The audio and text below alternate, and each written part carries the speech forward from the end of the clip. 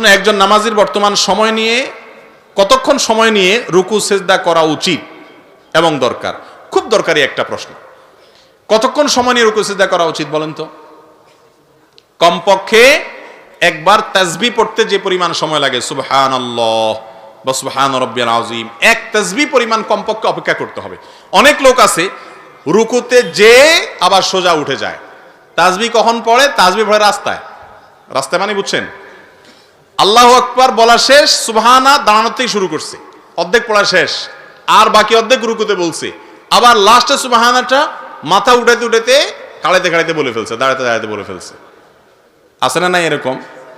এই হুলস্থুল না মার্কা নামাজ যারা পড়ে, নবী করিম সাল্লাল্লাহু আলাইহি সাল্লাম বলেছেন এরা হলো সবচাইতে খারাপ চোর। মানুষের টাকা পয়সা চুরি করে, ওই চোরের চাইতে বড় চোর হলো যে নামাজ চুরি করে, নামাজের মধ্যে তাড়াহুড়া করে।